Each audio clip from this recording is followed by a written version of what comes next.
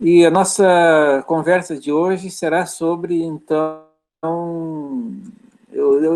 eu chamei essa palestra de Capturando a Luz, é sobre telescópios, a maneira como a gente usa a informação que vem do cosmos na forma de luz e que chega até nós para compreender melhor o cosmos. Na verdade, essa palestra ela começa com uma certa componente filosófica. Talvez o Eloir se lembre disso num curso que ele participou anos atrás, em que nós discutimos o porquê que nós temos essa vontade de olhar para o céu. E outros seres vivos aqui do nosso planeta olham para cima, não exatamente para o céu, eles olham para cima com interesses imediatos. São interesses que têm uma razão biológica, tem oferta na vegetação, no que está por cima, tem alguma coisa que interesse, oferta de comida, de energia. Mas nós, quando a gente olha para cima, nós olhamos... Pode ser que a gente olhe para cima por um interesse meteorológico, ou por um momento de divagação, olha para cima para não ter que olhar para as coisas que estão no nosso nível. A gente olha para as nuvens, olha para o azul do céu, às vezes como uma divagação estética, inclusive, ou metafísica, mas eu divido o céu em duas partes. Quando a gente olha para as nuvens, ou para o azul do céu, a gente está olhando para o azul, para o céu atmosférico, um céu que está ao nosso alcance. Esse céu atmosférico, ele baixa até nós. E quando nós temos uma manhã, por exemplo, uma manhã de neblina, de cerração, a gente está em contato com uma parte do céu que são nuvens baixas que estão ao nível do solo. E essas nuvens fazem parte do céu atmosférico. Esse é o nosso céu de alcance imediato. Mas, desde a pré-história, a gente aprende que o céu se divide em duas partes. Esse céu mais baixo, o céu atmosférico, que é a casa de algumas forças da natureza, como nuvens, ventos, raios, trovões, isso, a gente chama isso as forças, algumas das forças da natureza. Então, esse é um exemplo das forças da natureza que estão nesse céu atmosférico. Mas, já na antiguidade, na pré-história, no alvorecer da nossa história, a gente descobre que, além do céu atmosférico, está um outro tipo de céu, com outro tipo de força. É o céu onde está o Sol, a Lua e as estrelas. Esse a gente chama, ou eu estou chamando, de céu astronômico. E se nós pensarmos um pouco mais de um ponto de vista mais metafísico, mais filosófico, uma das ações que nos torna únicos, nós, humanos, entre seres vivos, esse nosso ato unicamente humano, de olhar de modo inquisitivo o céu astronômico. Esse céu externo do Sol, da Lua e das estrelas é um céu que ele não representa nenhum tipo de interesse para os outros seres vivos, mas para nós humanos ele tem um interesse que é imemorial. A astronomia tem milhares de anos. A astronomia é contemporânea da nossa alvorada pré-histórica. Ou seja, o interesse pelos astros, pelo Sol, pelas estrelas, é um interesse, e pelos planetas, é um interesse que é muito anterior à nossa história. Ele é um interesse pré-histórico. Isso se deve, é uma coisa interessante da gente pensar, que nós estamos num planeta que tem uma atmosfera transparente. A atmosfera da Terra ela é pouco espessa, tem uma espessura pequena de algumas dezenas de quilômetros. Ela é transparente, ou ela pode ser transparente, onde não há nuvens. E do solo, a gente olhando para cima, nós enxergamos todo o cosmos. Porque não existe uma barreira entre a luz do cosmos e a superfície da Terra. A gente pode pensar que, se fosse em Vênus, E se olhar para cima, para o cosmos, seria impossível, porque Vênus é um planeta que tem a sua superfície completamente envelopada por uma atmosfera espessa e coberta de nuvens. Então, pensar no lado de fora, em Vênus, não é um pensamento que se tem a partir de informações que vêm de fora, porque não tem informações de fora chegando. Então, a astronomia em Vênus seria difícil. Mas voltando um slide só, aqui na Terra nós temos um olhar que nos contempla, nos permite contemplar todo o universo.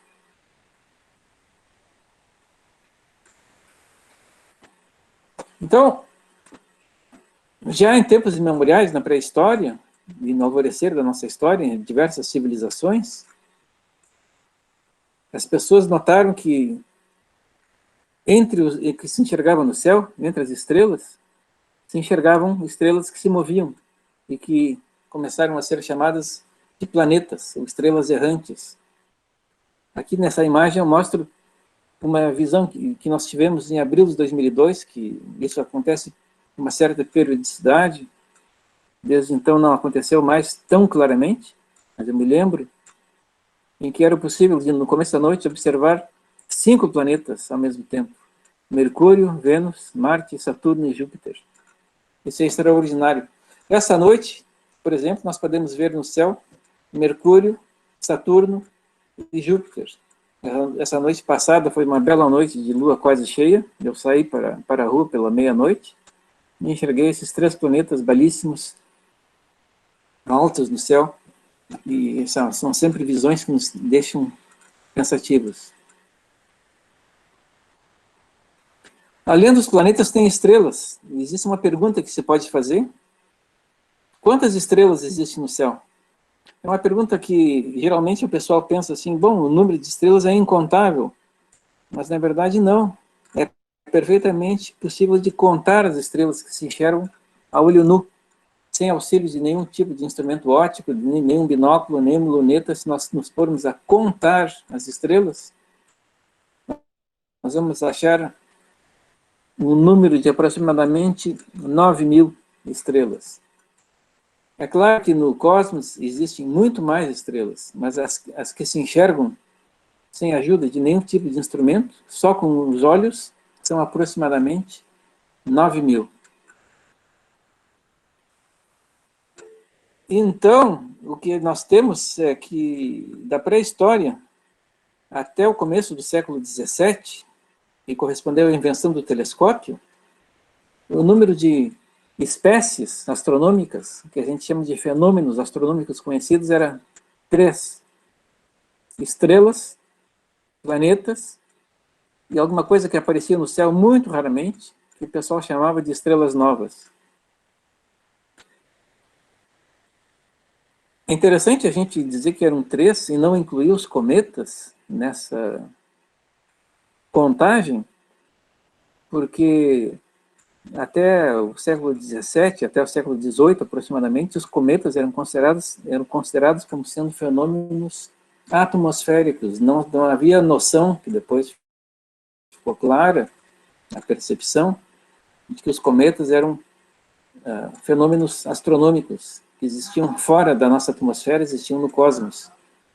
Então, se consideravam os fenômenos astronômicos como esses 3, estrelas, planetas e estrelas novas.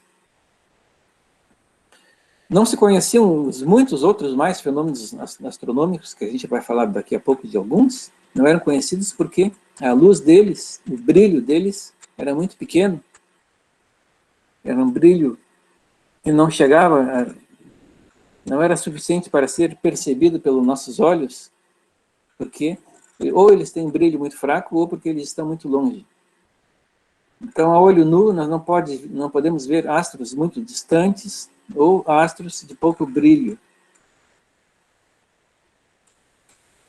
Vocês veem que mesmo não contando com nenhum tipo de instrumento, somente com os olhos, com a nossa possibilidade de ficar olhando o céu e anotar, e fazer registros do que a gente enxergava ao longo de muitos anos, na pré-história, na Idade Média, na Antiguidade,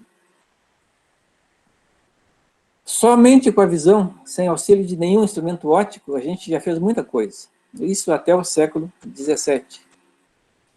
Na antiguidade já foi descoberta a precessão dos equinócios, um fenômeno ligado à rotação da Terra. Foi medida a duração do ano, que é um fenômeno ligado à órbita da Terra em torno do Sol. E foi determinado, ainda no século XVI, que o centro do nosso sistema planetário é o Sol e que a Terra e os outros planetas giram em torno do Sol. Todas essas descobertas importantíssimas foram feitas sem auxílio de telescópio, o que mostra até onde, que potencial que nós temos para explorar o nosso gênio humano.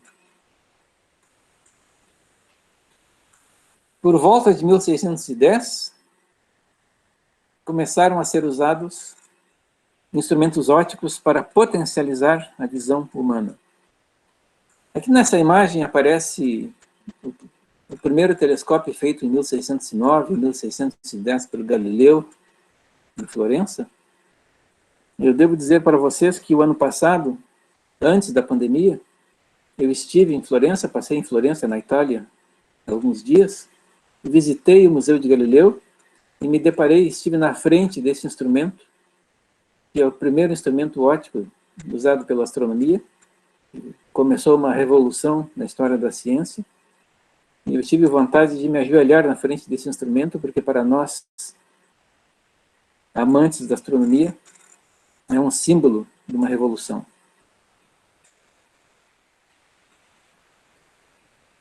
O que fazem os telescópios? Eles amplificam as funções do olho.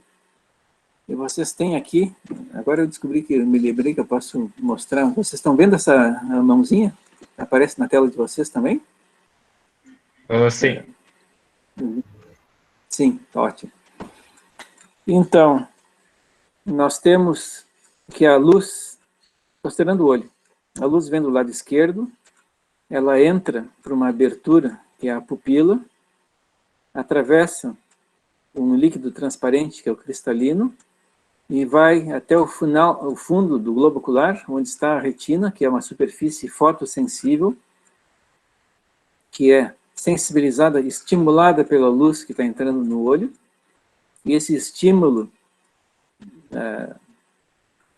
da retina é transmitido para o cérebro na forma de um pulso mecânico através do nervo óptico. É claro que o telescópio não funciona dessa maneira. O telescópio, ele captura a luz, assim como o olho humano, e dirige a luz para o plano focal, onde se forma uma imagem. E em função do tamanho da pupila, e a pupila, no caso do telescópio, é uma lente ou um espelho, o nível de detalhamento da visualização do objeto astronômico que está sendo observado é maior ou menor. Então, nessa figura, a pupila, se a luz vem de cima e está entrando num instrumento óptico, a pupila é a entrada, é o diâmetro da entrada por onde a luz está entrando e está sendo dirigida em direção ao fundo onde está o sensor, que no olho humano é a retina. E a área coletora é a área de um círculo, que é esse círculo dado pela abertura da pupila. Quanto maior a pupila, mais luz é capturada. Ou seja, uma fonte de luz com pouco brilho fica mais luminosa no plano focal. Então, aqui são dados exemplos do mesmo objeto de uma galáxia no cosmos, que é observada na letra A com um objeto de uma pupila, de uma objetiva pequena, um telescópio de uma objetiva um pouco maior, um telescópio de uma objetiva já considerável, e quando nós usamos um telescópio grande, nós temos um nível de detalhamento que é muito mais notável. Esse é o que a gente chama de poder de resolução. Aqui tem uma figura que aparece o olho humano, em que nós temos, em condições de iluminação intensa, uma pupila quase fechada. Em condições de iluminação mais débil, a pupila se abre. Em condições de observação noturna, o olho humano pode ter uma pupila de até 8 milímetros de diâmetro, aproximadamente.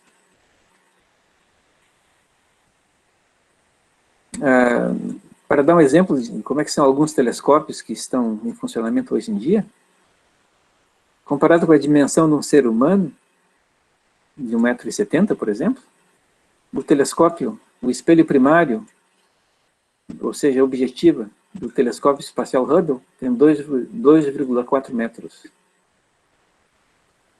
Ou seja, é um poder de amplificação muito maior que os 8 milímetros do olho humano.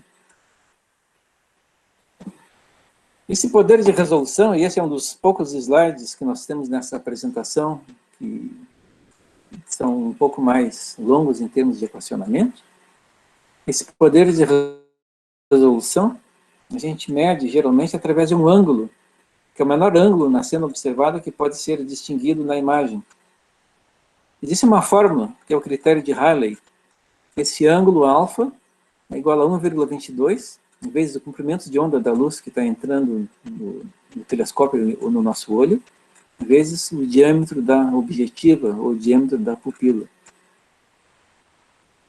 Se a gente usa uma luz visível de comprimento de onda médio, por exemplo, de 5.000 angstroms, e usa a pupila do olho humano de 8 milímetros de abertura, nós temos um ângulo de 15 segundos de arco. O que significa 15 segundos de arco? A gente pode comparar isso com um objeto que todo mundo conhece, que tem um diâmetro angular conhecido, que é a Lua. A Lua tem um diâmetro angular de 30 minutos de arco, ou seja, é 120 vezes mais do que a nossa capacidade de observar detalhes em objetos distantes. Ou seja, a gente consegue ver na Lua, teoricamente, detalhes na superfície lunar 120 vezes menor do que o tamanho da Lua. E por isso a gente consegue ver, e os antigos conseguiam ver na superfície da Lua, uma série de detalhes. Já na antiguidade, apenas a olho nu, a superfície da Lua foi descrita, foi mapeada na forma daquelas feições que os antigos chamavam, por exemplo, de mares, que eram as partes da Lua de cor mais escura. É o que nós mostramos aqui. Então, por exemplo, a olho nu, eu tentei reproduzir nessa figura mais ou menos o que a gente enxerga da Lua, a olho nu. Nós enxergamos mais ou menos assim a Lua, com algumas partes mais escuras, algumas partes mais claras, mas que já com um pequeno telescópio nós conseguimos ver na superfície da Lua detalhes nunca antes imaginados, que são as crateras, as montanhas, as depressões, as grandes planícies, que são os mares. Ou seja, os telescópios amplificam a nossa capacidade de visualização. Eu tirei essa figura de um livro dos anos 80 chamado Descoberta Cósmica, do Martin Harvett. Foi um diretor do Instituto Smithsoniano, do Museu Smithsoniano de Astronáutica e Astronomia em Washington, em que ele mostra, aqui no começo dessa lista, os fenômenos astronômicos conhecidos e que foram sendo descobertos, e lá no ano de 1600, os fenômenos astronômicos conhecidos, em 1600, 1650, eram estrelas e planetas, e estrelas novas. Aqui na Antiguidade, e lentamente, a partir da descoberta do telescópio, começaram a ser juntados à lista de fenômenos astronômicos outros fenômenos até então não conhecidos, os cometas, depois as luas dos planetas, que foi a primeira descoberta de Galileu em 1610, quando ele observou Júpiter e viu que em torno de Júpiter havia pequenos satélites girando em torno de Júpiter. Os anéis em torno de Saturno, que foram lá por 1650, identificados como sendo uma feição associada a certos planetas, e isso foi aumentando com o tempo numa função assintótica, cada vez mais rápido, a partir que o tamanho dos telescópios aumentavam. E nós temos lá no final do século XX, aproximadamente 40, 45 fenômenos astronômicos, incluindo galáxias, a poeira interestelar, as supernovas, as radiogaláxias, as estrelas de fulgurações, as estrelas de raio-x, os pulsares, os quasares,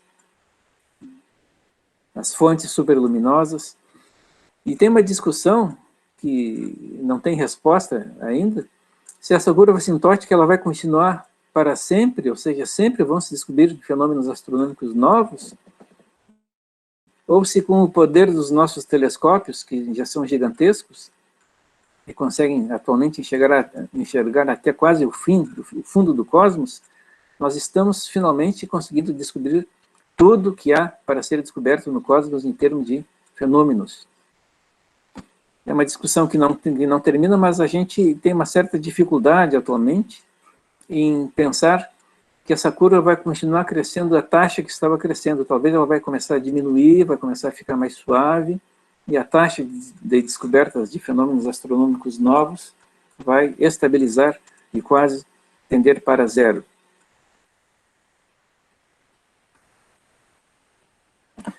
Então, as fases da evolução dos telescópios, ou seja, dessa amplificação da nossa capacidade visual de observar o cosmos, foram diversas. Ela começou com os telescópios refratores, ou seja, com lentes, Galileu em 1609, continuou com os telescópios baseados no princípio de reflexão, ou seja, os telescópios com espelhos, lá com Newton, na segunda metade do século XVII, continuou com a substituição do olho como detector de luz no começo do século XX, com a invenção da fotografia, continuou com a introdução de espectrógrafos, ou seja, a dispersão da luz nas suas cores, durante o século XIX, continuou com a introdução de detectores eletrônicos na segunda metade do século XX, e continuou depois com telescópios para radiação eletromagnética, que eu estou aqui chamando de luz, mas com itálico, porque não é bem luz, para radiação eletromagnética não visível no século XX, e com os telescópios espaciais na segunda metade do século XX.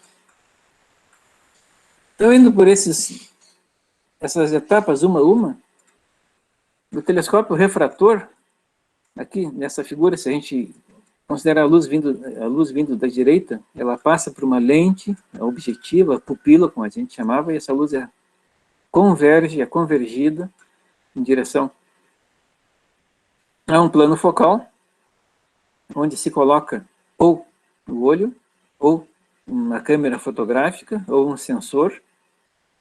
E esse é o tipo de telescópio mais simples, o mais original. Os primeiros telescópios eram assim, que ainda existem alguns para vender hoje em dia, que são algumas lunetas, e todos os binóculos funcionam com refração da luz, ou seja, com a luz que tem o seu percurso desviado por uma lente convergente, e a luz converge em direção a um plano focal. O tamanho de um telescópio refrator é limitado, não só pelo peso imenso de uma lente, quando ela é grande, mas também por problemas de convergência da luz de várias cores. E aqui eu forneço uma fotografia do maior telescópio refrator que existe no mundo, é do final do século XIX, uma lente de 1 metro de diâmetro, é considerado o limite para esse tipo de telescópio. Essa aqui é uma fotografia histórica, porque ela mostra, anos depois, já no século XX, a visita, aqui está a pessoa, Albert Einstein, visitando o observatório de Yerkes e posando para uma fotografia ao lado de toda a equipe de funcionários do observatório de Yerkes, que fica no estado de Wisconsin, nos Estados Unidos.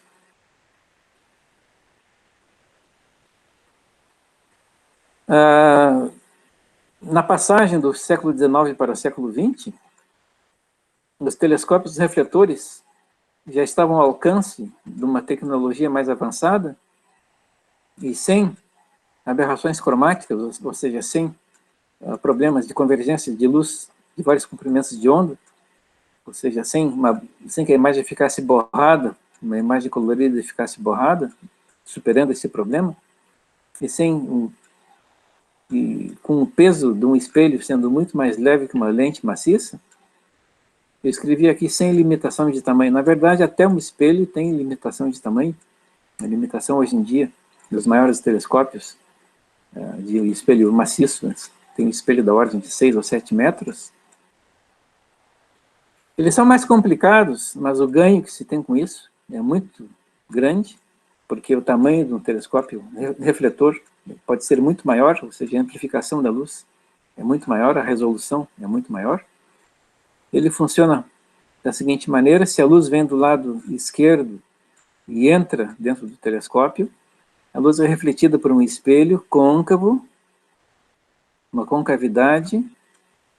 Essa concavidade faz com que a luz seja dirigida em direção a um segundo espelho, também com superfície convexa nesse caso, e a luz é dirigida para um furo que o espelho tem. Esse é um tipo de telescópio refletor chamado Cassegrain, e a luz vai para um plano focal onde se coloca o sensor, e raramente, nesse caso, ainda hoje em dia há casos, mas não são muito numerosos, se coloca o próprio olho, é possível olhar. Mas geralmente nos telescópios modernos o que tem aqui é uma câmera. Essa imagem fornece um exemplo dos telescópios Keck, um espelho de 10 metros de diâmetro, na forma de mosaico, no Havaí, situado bem alto para que uma boa parte da atmosfera fique abaixo do telescópio e tenha menos turbulência atmosférica. E os espelhos muito grandes, eles têm de ser mosaicos de espelhos menores. Aqui, cada espelho menor, na forma de uma forma hexagonal, tem aproximadamente 1 metro de diâmetro, e se faz, então, montagens desse próprio. Aqui é um exemplo do próprio telescópio Keck.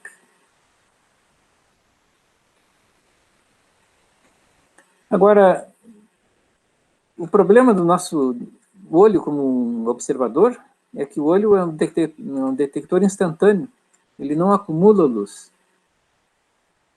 Se nós olhamos através da ocular de um telescópio, muitas vezes a gente não enxerga muita coisa, porque mesmo com o telescópio fazendo uma coleta de bastante luz, às vezes ela não é suficiente para nós enxergarmos a imagem. Se um detector pudesse ir acumulando luz, a gente poderia então juntar essa luz, a gente diz fazer uma integração da luz, fazer um registro de astros muito mais fracos. No início do século XIX se inventou a fotografia. E a fotografia foi a primeira possibilidade que nós tivemos de fazer uma integração da luz, da acumulação da luz durante algum tempo. E eu dou aqui um exemplo de como que, observando a nebulosa de Órion, com uma acumulação de luz, um tempo de exposição, como se chama, de 1 minuto, se enxerga alguma coisa. Um tempo de exposição de 3 minutos, muitos detalhes já começam a aparecer. Um tempo de exposição de 6 minutos, a nebulosa de Órion já mostra muito mais do que mostrava com um tempo de exposição menor.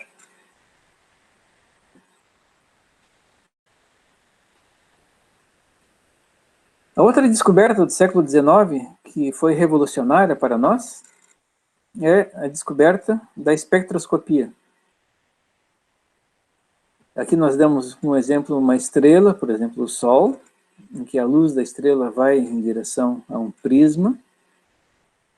O prisma faz a decomposição da luz nas suas cores, e nós temos a possibilidade, em algum lugar, de colocar, quando o espectrógrafo, quando essa decomposição da luz é acoplada a um telescópio, ou é acoplada a um sensor com uma câmera fotográfica, no plano focal nós temos a possibilidade de registrar esse espectro.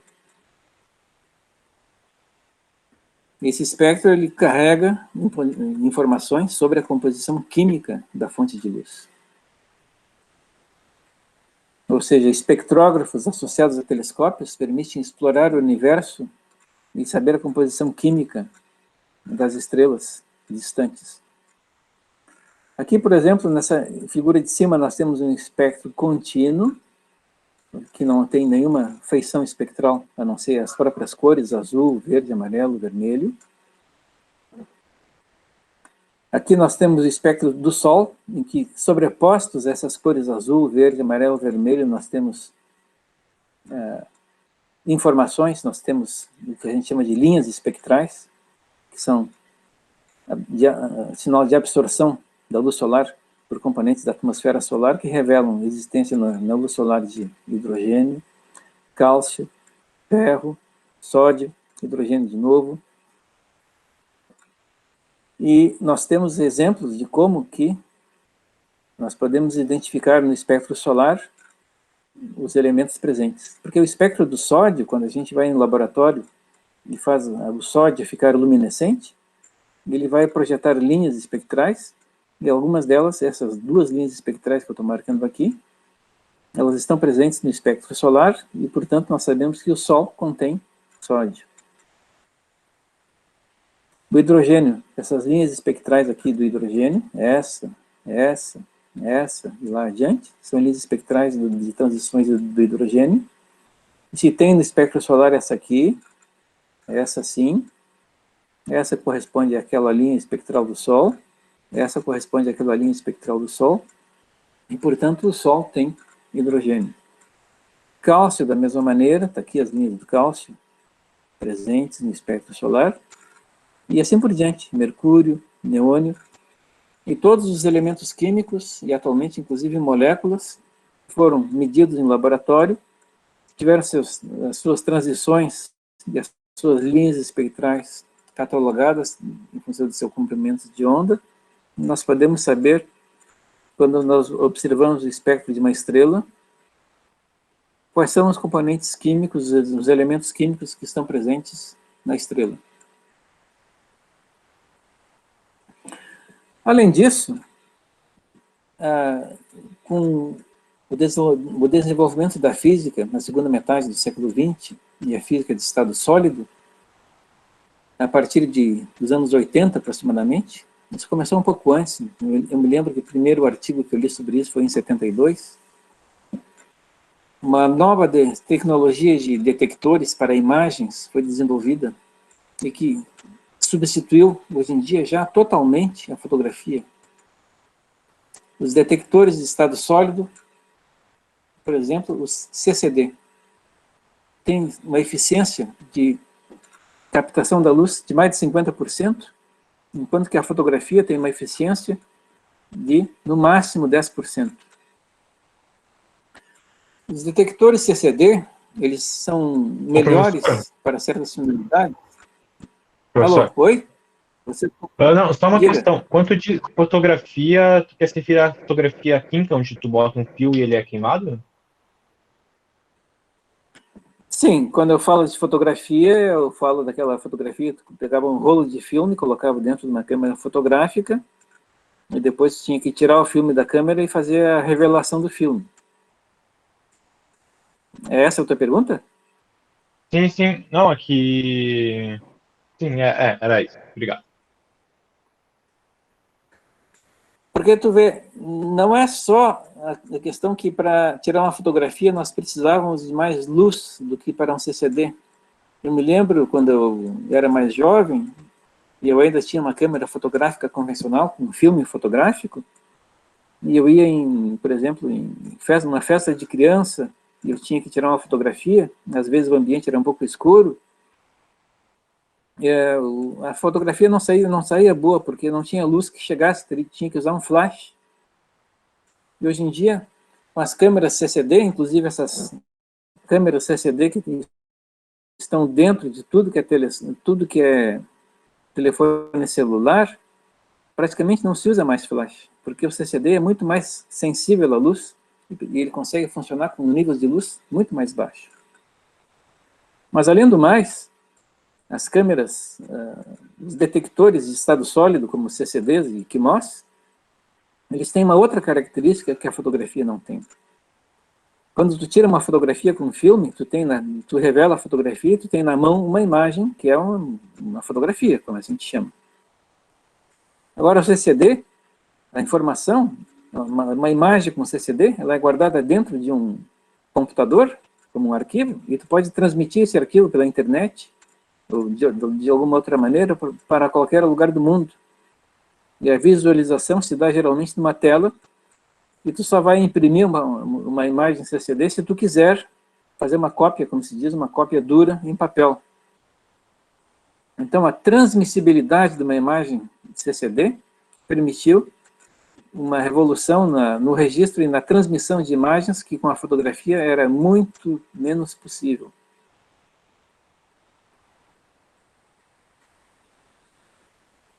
Bom, no final da segunda metade do século XX, e já nos anos 50 praticamente, começou a nascer a percepção, se descobriu que dos objetos cósmicos, das estrelas, do Sol, das galáxias e até dos planetas, vem para nós um outro tipo de radiação que não é visível, que é a radiação de ondas de rádio. E nas galáxias, especialmente, o meio interestelar, o Sol, emite radiação nesses comprimentos de onda. Essa radiação para nós não é visível, mas ela é registrável, é possível de medir essa radiação, de observar através de receptores de rádio, que também usam espelhos coletores ou bacias coletoras dessa radiação, que chamam-se antenas de rádio. Essa é uma imagem de um arranjo de grandes antenas de rádio que existem no oeste americano, numa região desértica, destinada a observar o espaço profundo. Por exemplo, quando a gente observa Júpiter nos comprimentos de onda do visível, nós enxergamos Júpiter como a gente sempre enxergou, mas quando a gente observa Júpiter em ondas de rádio, com comprimento de onda de 21 centímetros, a gente observa aqui no centro Júpiter, mas também em torno de Júpiter, toda uma região que faz parte de Júpiter, claro que com uma densidade muito mais tênue, isso é gás praticamente, é plasma, é gás, mas que faz parte de Júpiter também, que a gente não enxerga nessa nossa limitação de enxergar apenas no visível. E, finalmente, quando a gente leva telescópios para cima da atmosfera terrestre, a principal vantagem desses telescópios que nós temos agora no espaço é observar os astros em comprimentos de onda que são absorvidos pela atmosfera. A atmosfera absorve o ultravioleta, absorve a maioria do infravermelho, e também a luz chega ao telescópio sem ter que atravessar a atmosfera e sem ter as degradações nas imagens provocadas pela turbulência atmosférica. Então, levar os nossos meios de observação para fora da atmosfera e deixá-los em órbita representa, de novo, um ganho muito grande. E, por exemplo, uma imagem que dificilmente a gente conseguiria registrar aqui da Terra, é uma imagem clássica da história da astronomia, embora seja relativamente recente, é o campo ultraprofundo do telescópio Hubble, em que mostra galáxias a muitas distâncias. Essa imagem aqui é praticamente pura galáxia. Olhando bem essa imagem, eu consigo ver talvez uma estrela, que é essa aqui, no canto, no lado direito da imagem, tem uma estrela, mas todo o resto que está sendo registrado aqui, todos esses pontos, ou formas, são galáxias, algumas mais perto, que são as maiores, algumas mais longe, que são as menores, algumas muito longe, que são aqueles pontinhos. São galáxias, galáxias e galáxias, sendo que as mais distantes, e quando mais longe a gente observa, quanto mais distante a gente observa um objeto, mais tempo a luz demorou para chegar até nós, e, portanto, há mais tempo a luz saiu daqueles objetos, e, portanto, o objeto mais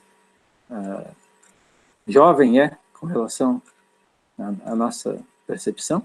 Os objetos mais distantes têm menos de 1 bilhão de anos, ao passo que os mais próximos estão aqui de um tamanho relativamente grande, são objetos que estão mais perto de nós, que estão a uma distância de 1 bilhão de anos-luz, por exemplo, ou menos, e, portanto, eles têm 1 bilhão a menos de idade do que nós, e, portanto, eles têm uma idade entre 12 ou 13 bilhões de anos, ao passo que aqueles mais distantes têm idades muito menores, porque a luz saiu deles a um espaço de tempo muito maior. Outra coisa que eu queria considerar com vocês é o perigo que nós temos da nossa iluminação noturna, que é cada vez maior, e a gente chama isso de poluição luminosa. Vejam vocês aqui um exemplo de uma cena urbana, em que nós temos postes de iluminação, cujo objetivo supostamente era iluminar essa pista de autoestrada, mas a iluminação, a luz, boa parte da luz vai para cima, ou seja, não tem objetivo nenhum de mandar a luz para cima, é um desperdício de energia, um desperdício de iluminação imenso, o que nos leva àquelas imagens famosas do planeta Terra de noite. Essa é uma imagem montada com mosaicos, em que nós temos uma cena noturna, em que boa parte da luz que é gerada no leste americano, no litoral brasileiro, na Europa, ao invés de ser usada para iluminar a superfície terrestre, ela vai para o espaço, que é um desperdício absoluto. A utilidade de iluminar o céu é nenhuma, é apenas uma falta de planejamento, uma falta de otimização num projeto de iluminação pública. Então, nós estamos terminando já, praticamente. A consideração final que eu quero fazer para vocês é que nós temos a sorte de viver num planeta com uma atmosfera tênue, transparente, que até há pouco tempo atrás, esse planeta, e nós na superfície dele, podíamos observar o céu através da nossa atmosfera transparente. Nós praticamente não podemos fazer mais isso. Quem mora nas cidades consegue enxergar, na média, 2 ou 3 ou 4 estrelas mais brilhantes. Já os planetas, com alguma dificuldade, não se enxerga mais a galáxia, não se enxerga mais as estrelas, por causa da poluição luminosa. E então, a minha consideração final, que eu volto ao começo da minha aula, dessa palestra, dessa nossa conversa, um traço essencial da nossa humanidade, que nos distingue dos animais, era olhar além do céu atmosférico e olhar para o céu cósmico, o céu astronômico. Nós estamos perdendo essa possibilidade que nós temos. Olhar o céu é um direito que nós temos, e nós devemos lutar para que a poluição luminosa não nos tire esse direito. Eu acho que era isso que eu tinha para dizer para vocês. Boa tarde, professor. Meu nome é Gilberto. Eu vou abrir a câmera aqui. Sim. Enxergar aqui. Tá, vou ver aqui. Agora já dá para enxergar. Isso. Boa tarde, professor. Tá. Meu nome é Gilberto. Eu estive observando uma das fotos ali. Uma coisa que preocupa muito, que hoje eu pesquiso muito e vejo aí no noticiário, é o lixo lá em cima, né, também na atmosfera. Isso também pode ser visto por telescópio aqui embaixo. Esses lixos que orbitam em órbita lá, e muita coisa, né, porque o nosso lixo aqui no mundo pode ser reciclado, né, e o que fica lá em órbita, alguma coisa cai na Terra, outra fica orbitando lá, isso pode ser visto por telescópio também? Muito pouco. Muito pouco é realmente registros de objetos que passam na frente do campo visual de um telescópio. São raros. A coisa funciona assim atualmente. O pedacinho do céu que está sendo observado por um telescópio, especialmente um telescópio moderno que tem um campo de visada extremamente restrito devido à profundidade que a gente está querendo fazer na observação, O pedacinho do céu é muito pequenininho. Se tu imagina a Lua como tendo, o tamanho da Lua é meio grau quadrado. O campo visual típico de observação de um telescópio é muito menor do que o tamanho da Lua, 1000 vezes menor. Então, a possibilidade que um pedacinho de lixo espacial passe na frente do campo visual durante o tempo de exposição é uma possibilidade bastante baixa. Eu tenho visto na literatura, de vez em quando, algumas fotografias de grande campo, ou seja, em que o campo visual da observação é do tamanho da Lua ou mais, e aí sim, aparece de vez em quando um risco na imagem, que é a passagem de um satélite. Mas isso são para observações de grande campo. As observações normais raramente são perturbadas. O que o pessoal tem se preocupado um pouco mais atualmente, e houve até uma resposta pelo responsável, é porque esse novo sistema de satélites de internet, o Starlink, que tem sido lançados em lotes de 60 satélites de cada vez, vão ser 9.000 satélites. Os primeiros deles tinham a superfície, o revestimento deles eram brilhantes, e como eram muitos satélites, eles faziam, refletindo a luz do sol lá em cima, eles davam para o céu um certo brilho que prejudicava as observações, mesmo que eles não estivessem passando na frente. A comunidade científica se dirigiu aos gestores do sistema Starlink com essa preocupação, e os novos satélites Starlink têm um revestimento de baixa refletividade, o que faz com que eles, em princípio, e esperemos que seja assim, vão atrapalhar muito pouco as observações astronômicas. O lixo espacial, evidentemente, é um problema, mas não tanto para a astronomia, mas especialmente para a segurança e as condições de operação dos próprios satélites artificiais, porque se há muito lixo espacial, colisões podem começar a acontecer e satélites podem ser perdidos. Esse é um problema que tem que ser, que gera uma preocupação. Já há uma série de projetos para fazer a remoção do lixo espacial, especialmente os projetos para não continuar gerando esse lixo espacial. E, de fato, é um problema sério, mais para a astronáutica e para os satélites artificiais do que para a astronomia propriamente dita. Eu espero ter respondido, Gilberto. Sim, muito obrigado aí pela resposta. Até tive também a resposta que o senhor me deu aí sobre o Starlink, né, que o senhor falou. Também houve uma mudança no metal, nas cores, né, para não causar brilho lá no espaço, né? Isso também li sobre isso também. Ontem eu estava estava seguindo o lançamento do foguete da SpaceX, que ia lançar o mais 60 satélites Starlink. No fim, o lançamento foi adiado devido a mau tempo, mas mostrou algumas imagens dos satélites de Starlink naquela disposição de lançamento, e eu notei que o revestimento dos satélites é de uma cor preta fosca, ou seja, a refletividade já é bem menor do que os primeiros. Sim.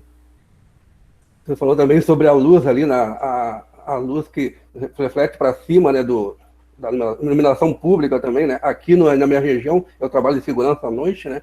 Aqui é mais escuro e é muito bom de observar o céu daqui, porque não tem iluminação na estrada ali, e eu trabalho, eu consigo observar muito bem, não tem essa luz que o senhor mostrou, né? Que muita iluminação pública na estrada aqui, nessa região do pé da Serra Gaúcha, né? Que aqui é o Vale Real, Rio Grande do Sul, e eu, fazendo a minha ronda, eu consigo observar bem o céu no escuro mesmo, né? Exato, isso é um privilégio. Não é todo mundo que tem essa possibilidade hoje em dia. Isso, tenho que ficar 13 horas acordado, das 5 da tarde até as 6:30 da manhã, e à madrugada eu fico ao relento lá, olhando para o céu, né? Como o senhor diz, admirar essa imensidão toda aí, né? Hoje a gente... Essa maravilha, é verdade. Né, porque a gente anda com muita pressa, às vezes nem olha para o céu, né? Eu, graças a Deus, eu consigo ficar olhando, né? Vendo muita coisa e às vezes curioso, né? Para saber o que é, né? Tem coisas que passam lá que a gente, às vezes é um brilho, às vezes é uma coisinha que não tem explicação, né? A gente tem, pelo menos eu gostei muito das aulas, a primeira vez que eu tive lá no IFE, com o professor Eloíra ali, eu olhei a primeira vez no telescópio, é a primeira vez com ele ali, e eu gostei, né? Eu digo, agora eu quero participar disso aí, eu quero também fazer parte, descobrir alguma coisa, né? E ter curiosidade de aprender. É muito bom. Obrigado. É muito bom. Muito bom. Eu faço isso quase todas as noites aqui no campo onde eu estou morando. Professor, muitos dos que nos assistem agora, os que participam do clube, que por hora não puderam estar presentes, em função de que tem aulas e tal, tem uma certa curiosidade em saber como é o trabalho de um astrônomo. O astrônomo fica lá no telescópio, olhando a noite inteira na objetiva e querendo descobrir alguma coisa. Como é que é o trabalho do astrônomo profissional?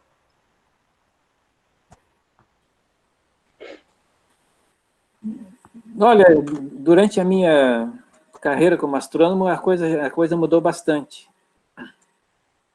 Eu comecei numa época, lá nos anos 70, em que o número de grandes telescópios no mundo ainda não era tão grande, e os sensores disponíveis pela tecnologia ainda não eram tão sofisticados. Então, eu ainda fui da época, na verdade, até antes, eu ainda fui da época em que a gente colocava o olho na ocular de um telescópio. Por incrível que pareça, no telescópio refrator do Observatório Central da URGS, ali no centro de Porto Alegre, eu observava Marte, colocando o olho na ocular do telescópio, e com meus acompanhantes, a gente fazia desenhos de Marte, porque nem câmera fotográfica nós tínhamos. Mas isso não era observação profissional. Profissionalmente, com telescópios de uso profissional, já naquela época, e nós tínhamos logo depois, no telescópio refletor de 50 centímetros de Morro Santana, a gente coloca no plano focal uma câmera, naquela época era um filme fotográfico,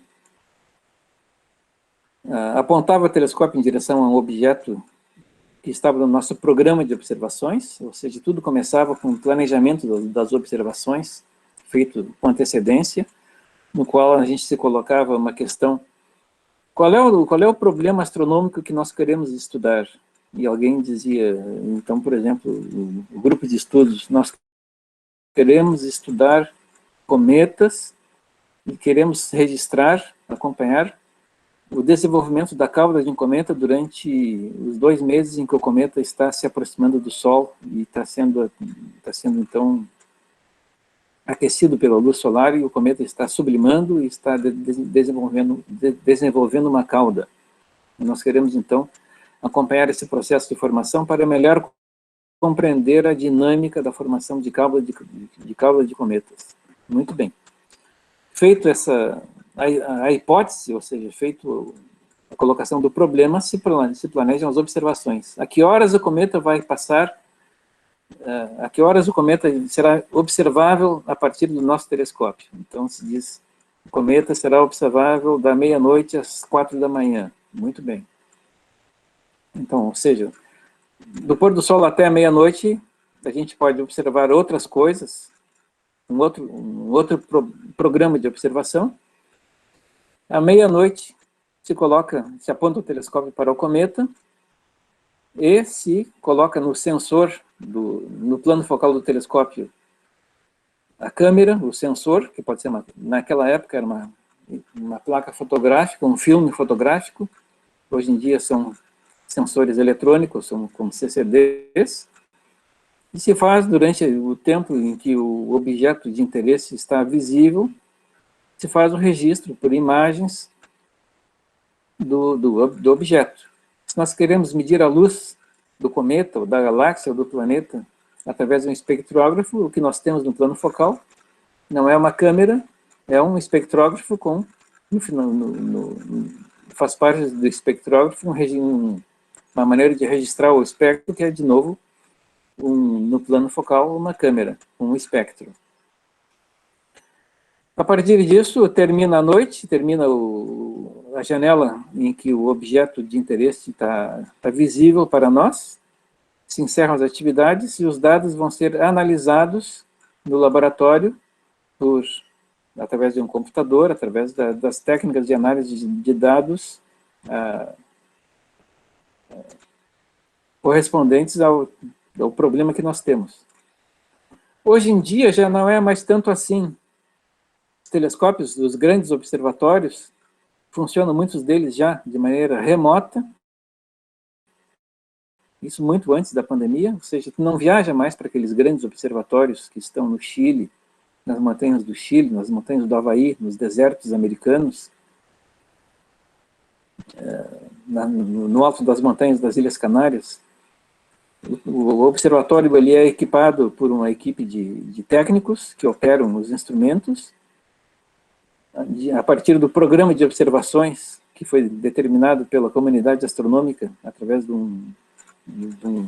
uma discussão de quais são os problemas astronômicos que são interessantes de serem estudados. Inclusive existe uma competição, cada pessoa tem o seu programa, tem o seu projeto que compete com outros, cada pessoa recebe algumas horas de observação, e nos momentos, nas horas de observação atribuídas para uma pessoa, a pessoa se coloca na frente de um computador e vai recebendo os dados registrados pelo telescópio, pelo observatório, que está sendo operado por técnicos altamente especializados.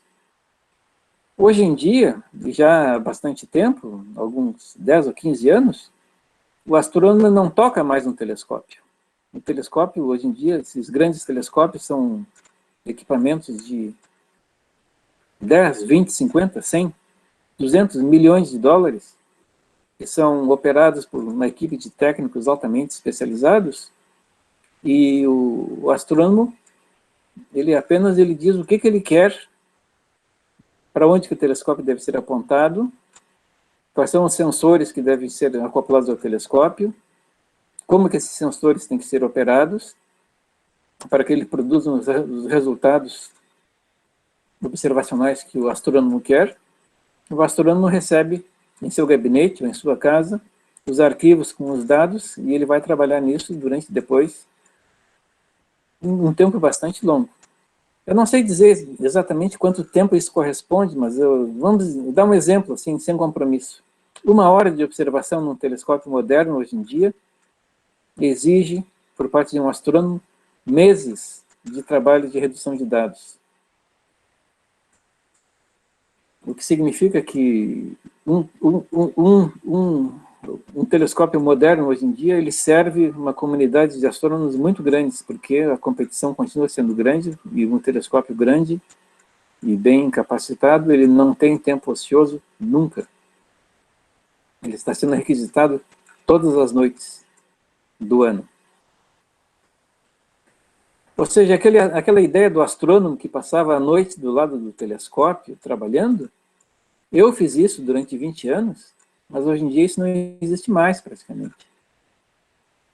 O astrônomo, ele, muitas vezes, nem se deixa mais o astrônomo chegar perto do telescópio.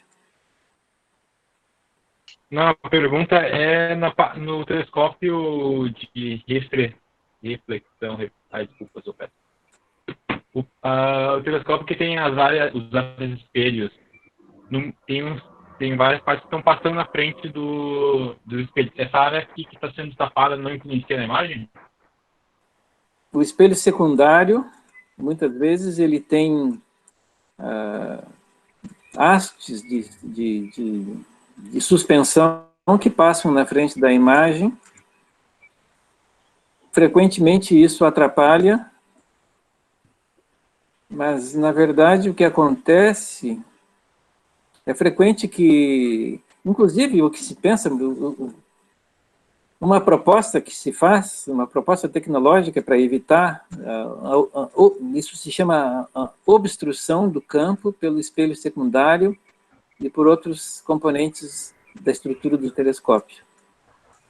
Para evitar, isso é inevitável, e a não ser que se tome uma solução tecnológica extremamente complicada, que tem sido sugerida, e que eu não acho que até hoje ninguém nunca se fez, que é fazer com que a convergência da imagem, eu estou tentando me lembrar, a convergência da imagem em direção ao plano focal se faça numa direção fora do eixo óptico do telescópio, o que dá para fazer com um espelho com uma deformação que ele não seja mais uma deformação simétrica com um plano focal ao longo do eixo óptico, mas uma convergência da luz que está chegando para fora do plano óptico e para fora do tubo do telescópio. A obstrução do campo do céu por componentes do telescópio, como o espelho secundário, existe, e é um problema de solução tecnológica extremamente complicada, mas que se sabe como fazer, mas que eu acho que até hoje praticamente ninguém tentou. Tu tem que jogar a imagem para fora do eixo óptico do telescópio. Do eixo óptico, exatamente. Tem que jogar a imagem para fora do eixo óptico. Isso se consegue com um espelho, com uma deformação do espelho que, do ponto de vista técnico, para fazer é muito difícil. É o que se faz. O suporte, geralmente, é o mais fino possível. Ele praticamente não aparece, não aparece no plano focal. Tu coloca no plano focal a parte central da imagem, que não tem as hastes de apoio do espelho secundário, e aí tu não tem esse problema. Entendi. Não, mais uma dúvida, quando tu falou de aberração cromática no telescópio refrator... No refrator, ela seria o quê? É o seguinte, o telescópio refrator, ele funciona como uma lente. A luz chega na lente, atravessa a lente, e como a lente ela é convexa, a lente opera uma convergência da luz em direção ao plano focal. Só que, como a luz é composta de vários comprimentos de onda, a luz do objeto que está entrando no telescópio tem uma componente vermelha, uma componente azul, verde, amarela e assim por diante. A convergência de cada cor se dá com um comprimento focal diferente.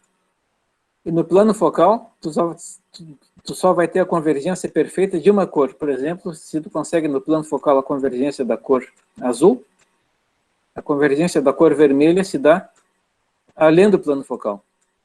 E tudo que é vermelho na imagem fica fora de foco.